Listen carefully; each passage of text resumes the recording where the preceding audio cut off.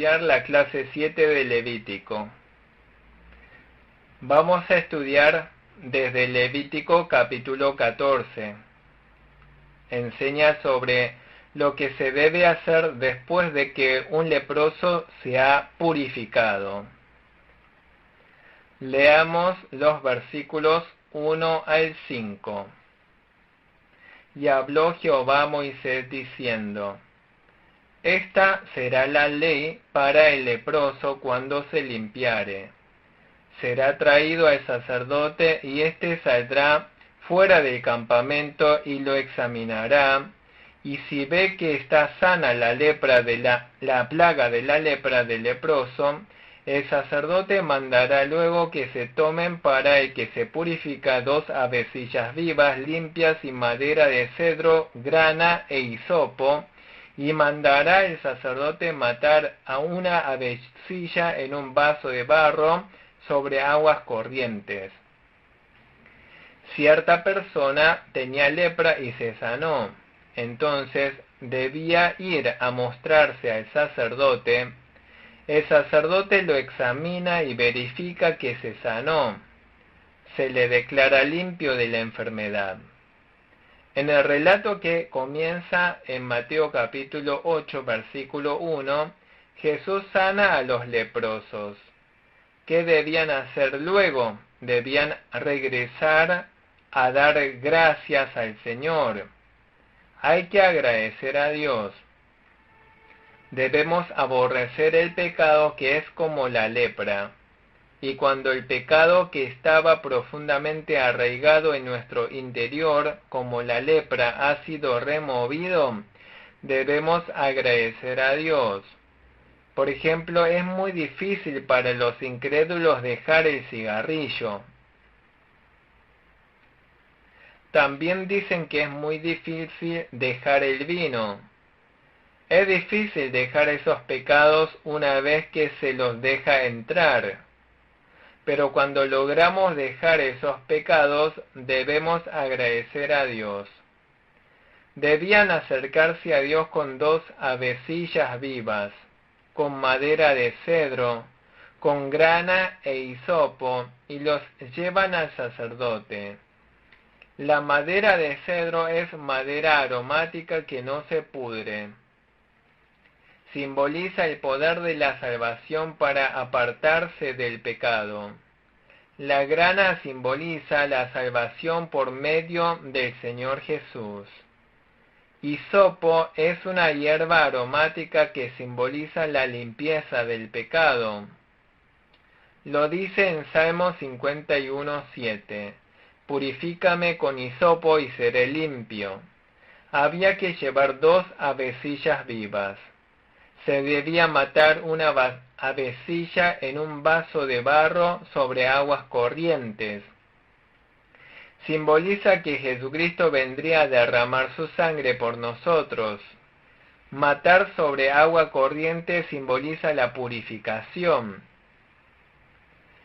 Llevando la grana, la madera de cedro y el hisopo, el sacerdote debía matar la avecilla sobre agua corriente.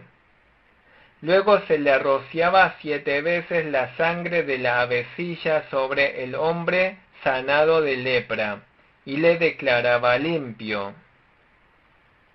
¿Quién murió? La avecilla murió. ¿Acaso pecó la avecilla? ¿Qué simboliza la avecilla? La avecilla muerta simboliza al Cristo, que vendría a morir en la cruz cargando todos nuestros pecados. Nosotros también somos purificados hoy en día porque el Señor Jesús murió por nosotros. Antes de creer éramos todos leprosos, o sea, éramos leprosos espirituales. Estábamos grave e irreversiblemente enfermos. Pero cierto día fuimos limpiados repentinamente. Fuimos sanados de esa terrible enfermedad. Alguien pagó el precio. ¿Quién pagó el precio? Esa avecilla pagó el precio. Jesucristo murió en lugar de nosotros. ¿No es acaso algo glorioso y honorífico? ¿No es acaso algo valioso? Nosotros hemos recibido tal salvación valiosa. El Señor ha pagado un precio tan valioso y limpio, y nos ha limpiado. ¿Cuán inmundos seríamos si seguimos pecando y nos hundimos en pecados graves? La persona sanada de lepra que antes estaba fuera del campamento debía cumplir ciertos requisitos para entrar al campamento. En el versículo 8 dice que primero debía lavar sus ropas, debía rasurarse todos los pelos del cuerpo, se debía lavar el cuerpo con agua, después de 7 días podía entrar. Dentro del campamento debía permanecer 7 días en su casa. Podía entrar una vez que estuviese totalmente limpio. Al 8º día debía acercarse a Dios para ofrecer sacrificio. ¿Dónde estaba antes? Fuera del campamento de Israel. No podía vivir con la familia. No podía encontrarse con sus amigos, porque era un enfermo de lepra. Era un hombre desgraciado con enfermedad contagiosa. Pero ahora ha sido purificado, o sea, se ha arrepentido. Ha sido limpiado por la sangre de Jesucristo. Ahora aquel pecador recibió el privilegio de acercarse a Dios. ¿Cuán valioso es que podamos rendir culto? Las iglesias de la actualidad están dañando el culto. Siendo el culto algo santo y solemne, están rindiendo un culto dañado. Los enfermos de lepra se reúnen a rendir culto. O sea, pecadores impenitentes están rindiendo cultos con mucho entusiasmo, trayendo sus pecados. Queridos hermanos, piénsenlo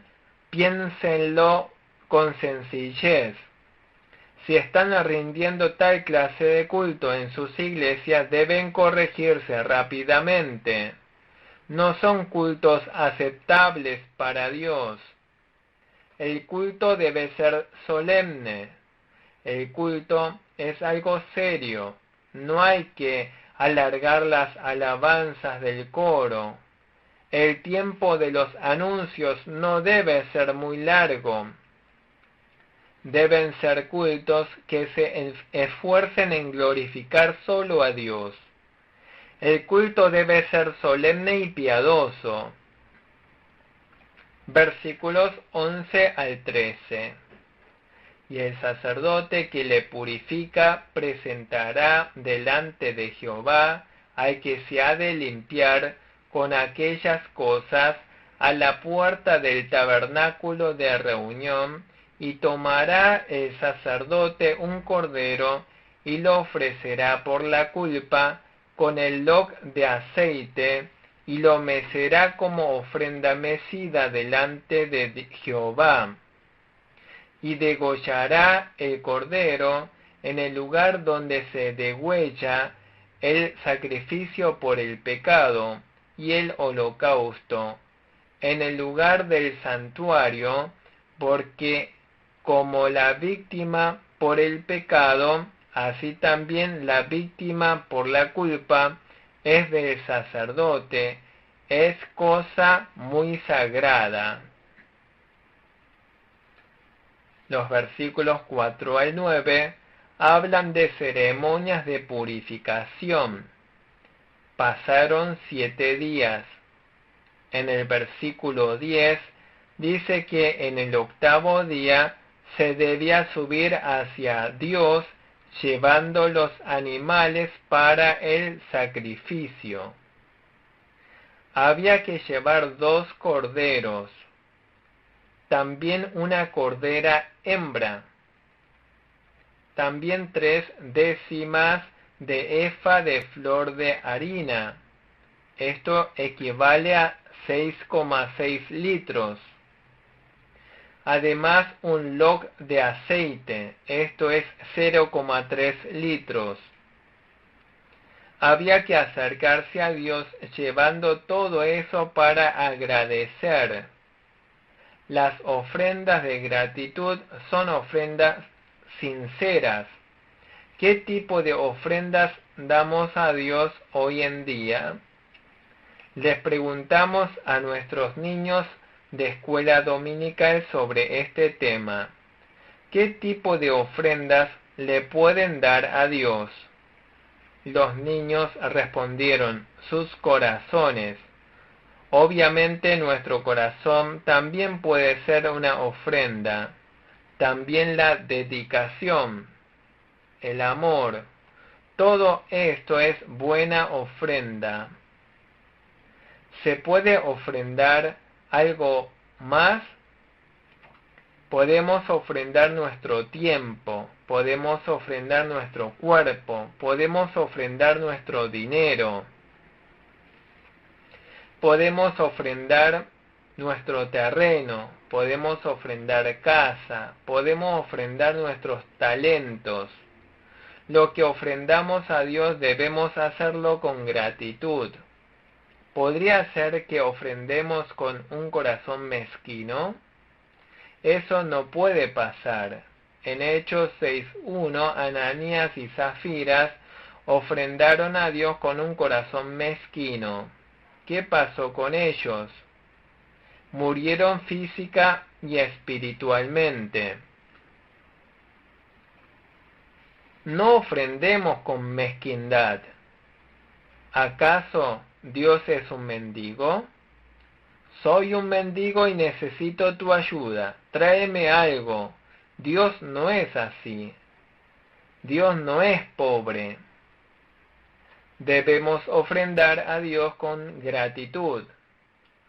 Debemos agradecer a Dios por la gracia de la salvación. Agradecer por habernos dado la palabra. Agradecer por habernos adoptados para ser sus hijos. Somos herederos que hemos recibido la herencia de Dios.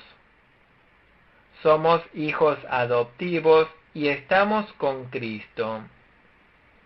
Fuimos hechos hermanos de Jesús.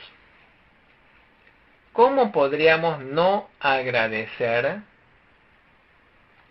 Puede ser que vivamos con cierta pobreza. Puede ser que estemos algo enfermos. Podríamos estar involucrados en ciertas complicaciones.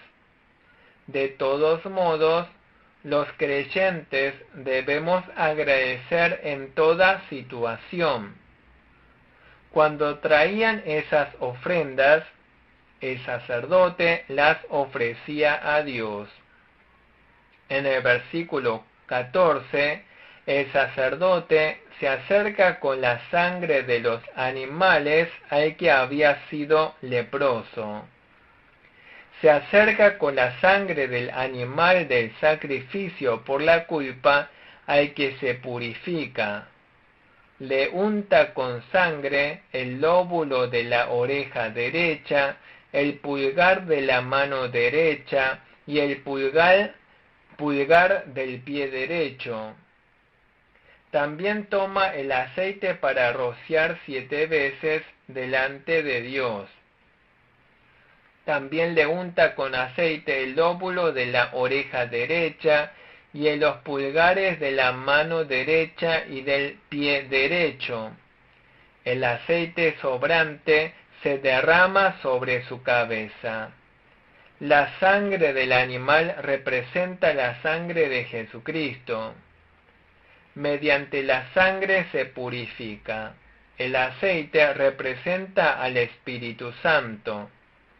El que se purifica es limpiado con la sangre de Jesucristo y con el Espíritu Santo. Se abren nuestros oídos espirituales y hay cambios en nuestras manos y pies. Nuestra conducta cambia, nuestro carácter cambia. La diestra simboliza la destreza. Nosotros debemos agradecer la gracia redentora de Cristo.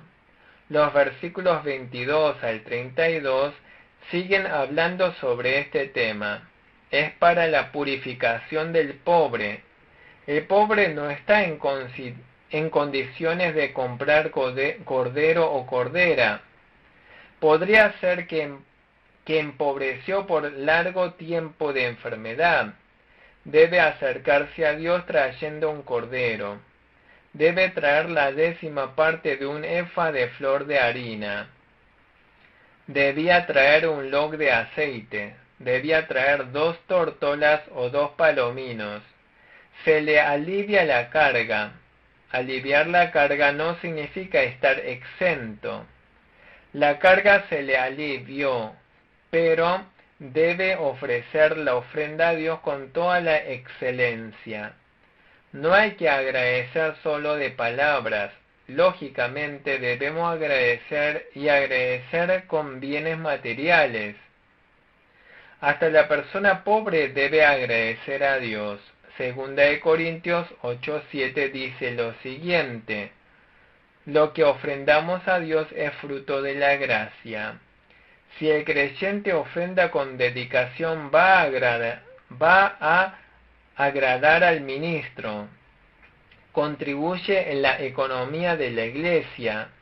Los miembros de la iglesia ofrendan bien a Dios. ¿Por qué? Cuando los creyentes reciben la gracia, suelen ofrendar a Dios. La ofrenda es fruto de la gracia. Segunda de Corintios 8:2 también dice lo siguiente: estaban los creyentes de la región de Macedonia, estaban en muchas tribulaciones, eran muy pobres. A pesar de eso, ofrendaron mucho a Dios. Los creyentes que pasaban por tribulaciones y pobreza extrema, ofrendaron mucho para Dios. ¿Qué podemos saber de esto? No era que ofrendaban mucho los ricos que asistían a la iglesia. En Estados Unidos también hay ricos. Cuando asisten a la iglesia ofrendan. Algunos ofrendan $1. Por ser ricos pareciera que ofrendarán mucho, pero los ricos son más mezquinos ante Dios. Nosotros podemos ofrendar mucho a Dios incluso estando en pobreza extrema. No pretendemos retener a los ricos en la iglesia. Debemos procurar que los creyentes ofrenden alegremente recibiendo la gracia. Desde el versículo 33 enseña otro tema importante: aparición de lepra en las casas. Entonces el dueño de la casa debe mostrarlo al sacerdote. Apareció lepra en la casa. El sacerdote ordena vaciar la casa. La clausura durante 7 días. Examina si la mancha se extiende o no. Luego la mancha se reduce cada vez más. Entonces se declara limpia. Pero en cambio, si la mancha se ha extendido, se extiende más y más. Entonces hay que arrancar las piedras en los que estuviere la plaga. Hay que tirar las piedras fuera del campamento. Si hay pecado, lo primero que hay que hacer es remover ese pecado. Cuando aborrecemos el pecado, tengamos cuidado de no odiar hasta la persona. Amando a la persona, tengamos cuidado de no amar hasta su pecado. Debemos tenerlo en claro. Nosotros aborrecemos el pecado. No debemos acercarnos al pecado. ¿Hay pecados grandes? Debemos ser sensibles con respecto a los pecados pequeños. ¿Acaso sigue pecando a pesar del remordimiento de conciencia, eso es rebelión contra Dios. Sigue pecando sabiendo que es pecado, que desagrada a Dios y tiene remordimiento de conciencia. Eso es algo muy malvado. Los versículos 48 al 53. Se hace la purificación de la casa. Hay arreglo de la casa. El sacerdote tiene que ir para examinar bien. Examina si la casa tiene otros problemas o no. La casa se ha limpiado. Entonces se declara limpia la casa. Se la recubre con barro nuevamente. La restaura a la condición original. Y la familia puede entrar a vivir allí nuevamente. Hay que ofrecer los mismos sacrificios a Dios. Hay que llevar 2 avecillas, madera de cedro, grana e hisopo, para ofrecerlos a Dios. ¿Qué debemos hacer nosotros? Nosotros somos purificados por Jesucristo. Ahora vamos a estudiar el capítulo 15. El capítulo 15 habla sobre los enfermos de flujos. Se trata de una enfermedad en la que el flujo de sangre u otro flujo inmundo no se detiene. También son enfermedades sexuales. La enfermedad de flujo en el idioma original significa que fluye continuamente, sin parar. Versículos 1 y 2. Habló Jehová a Moisés y a Aarón diciendo: Hablad a los hijos de Israel y decidles: Cualquier varón, cuando tuviere flujo de semen, será inmundo. La persona que tenga enfermedad de flujo será inmunda.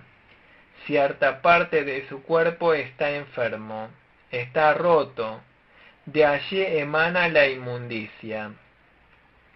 Sea que el flujo salga para afuera o se quede acumulado en el cuerpo, todo lo que tuviere contacto quedará inmundo, donde se haya acostado o sentado. Enseña cuán terrible es el pecado. Hay inmundicias que salen de nuestro interior.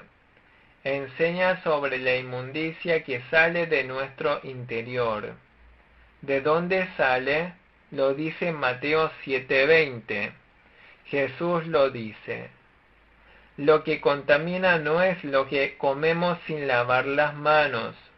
Comer sin lavar las manos es antihigiénico. Pero hay algo más inmundo que eso. Lo que sale del corazón es más inmundo. Lo dice también Gálatas 5:19. Lo que sale de nuestro interior es lo que contamina al hombre. Es semejante a la enfermedad de flujo del Antiguo Testamento. Todo se contamina, la cama donde se acuesta y la silla donde se sienta. Si tal enfermo escucha a alguien, si tal persona escupe a alguien, esta persona también queda inmunda. Las vasijas de barro o de madera usadas por tal persona quedan inmundas. Las vasijas de barro tocadas por ese enfermo deben quebrarse. Las vasijas de madera deben limpiarse bien. ¿Qué sale de nuestro interior? Ideologías pecaminosas e inmundas. El evolucionismo, pensamientos inmorales, palabras inmorales, discordias, pleitos, envidias, murmuraciones, desaliento. ¿De dónde sale todo esto? ¿De dónde viene? De nuestro corazón. Hay que purificarse desde allí. ¿Cómo se debe purificar según los versículos 13 al 15? Hay alguien con enfermedad de flujo. Se ha sanado. Entonces deben pasar 7 días. Luego debe lavar sus ropas. Tiene que bañarse. ¿Por qué debe lavar sus ropas? La ropa simboliza nuestras obras inmundas. Hay que corregir la conducta. Hay que limpiar el cuerpo. Logra quedar purificado delante de Dios. Luego de ser purificado tiene que ofrecer sacrificio de agradecimiento a Dios. Lo dice el versículo 14. Hay que acercarse ante Dios trayendo al sacerdote 2 tórtolas y 2 palominos o 2 palominos. Versículos 16 al 18 hablan de otros asuntos más. Dice que cuando el varón ha tenido emisión de semen, debe purificar su cuerpo. Tiene que lavar su cuerpo con agua, quedará inmundo hasta la noche. La ropa, el cuero y todo lo que fuere manchado con semen deben ser limpiados con agua. Quedará inmundo hasta la noche. ¿Qué hacer mientras tuvo emisión de semen durante la relación sexual? Ambos tienen que lavarse con agua y quedará inmundo hasta la noche.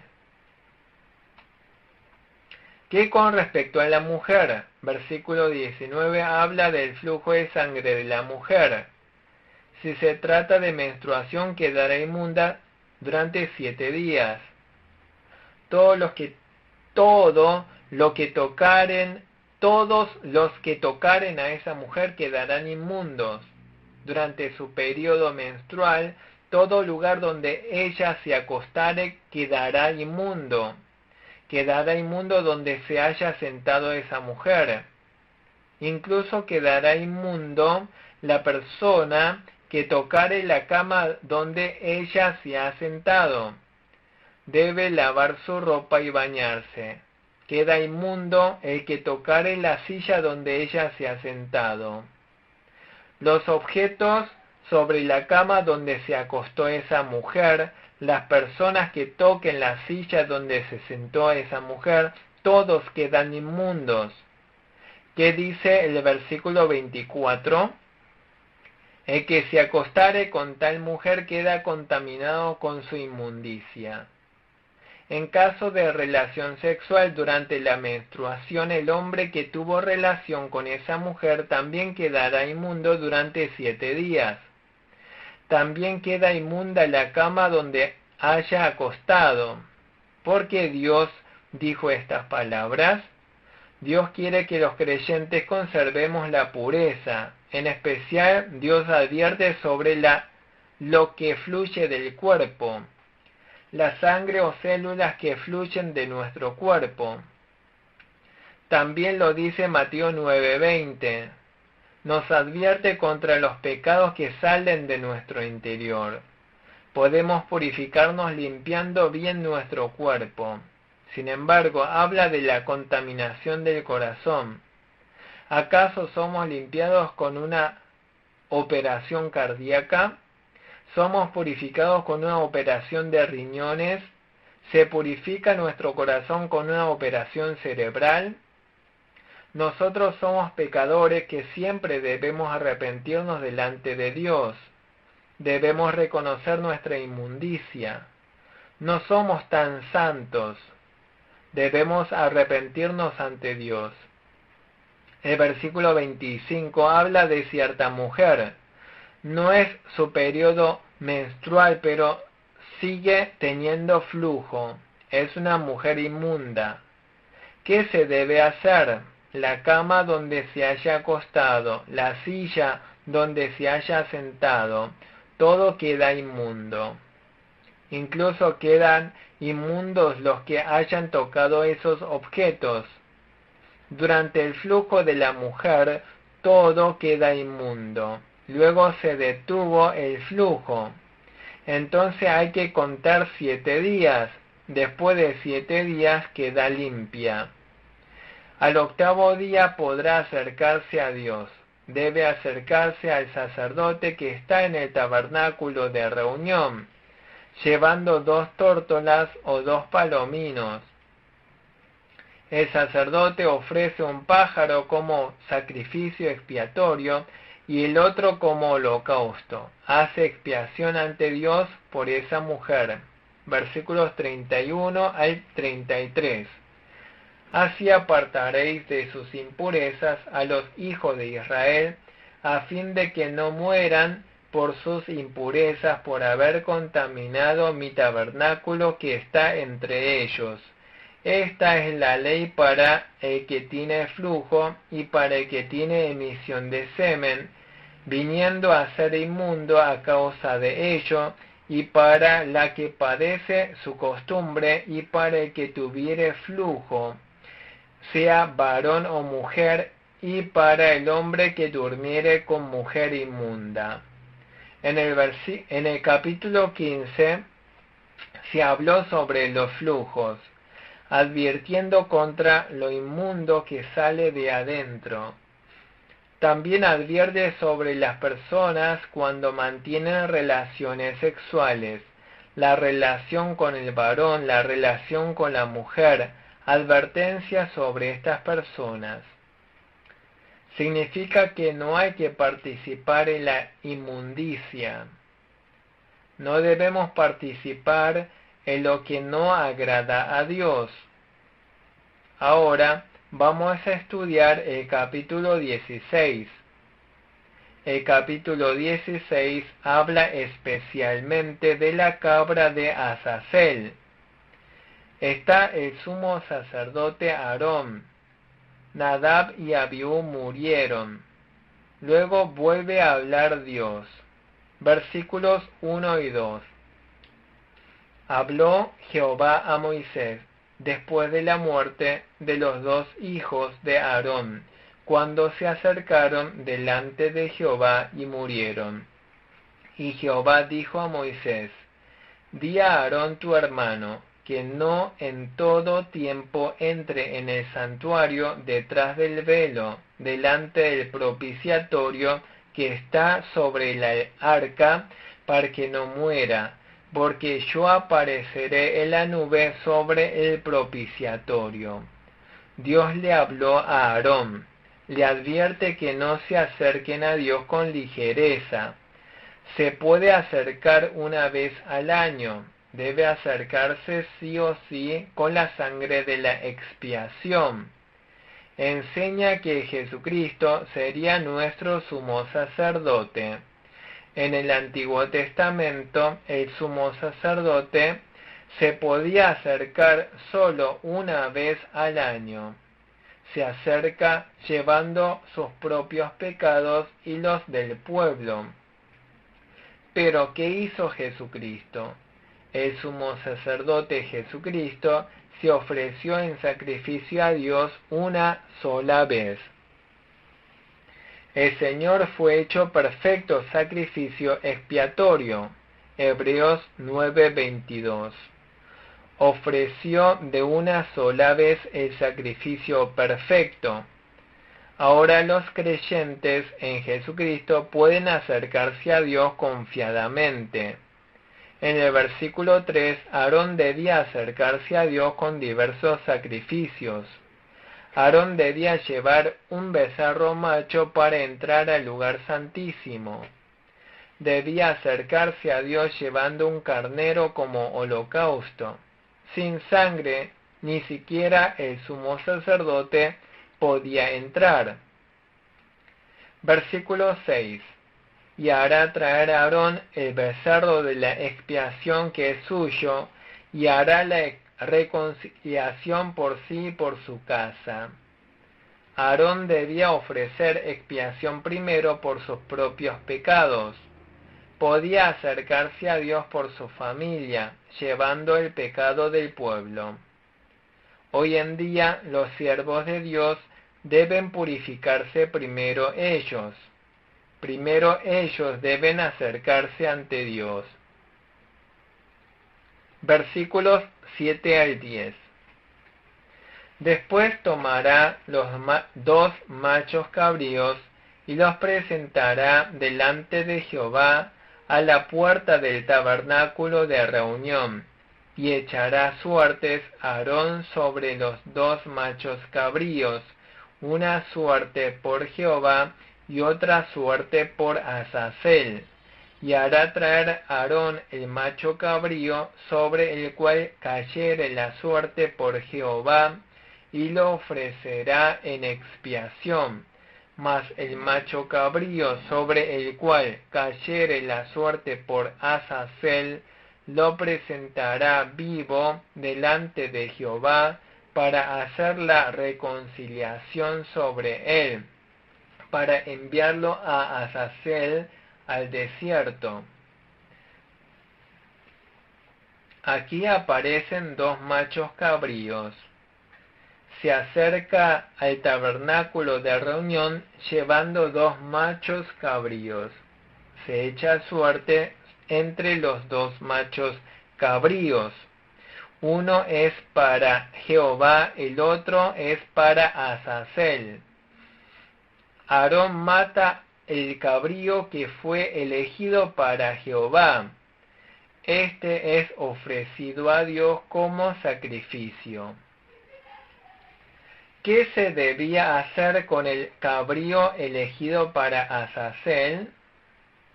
Se lo coloca delante de Dios vivo y se lo expía. Se envía al desierto al cabrío que es para Azazel. ¿Qué significa Azazel? Significa cabra. Hay una palabra que se pronuncia es, significa cabra. Otra palabra, azal, significa irse. Es el cabrío que se suelta, el cabrío liberado. Fue liberado del temor de la muerte. Tuve un amigo que falleció. Yo fui liberado. Fui liberado. El cabrío fue enviado libre por el desierto. ¿Qué enseña este tema de Azazel? Enseña la justicia de Dios. Es un Dios que juzga el pecado.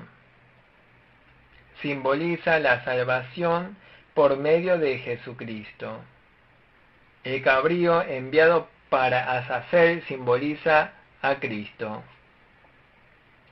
Jesucristo murió en la cruz por nosotros y nos ha dado la libertad y la liberación.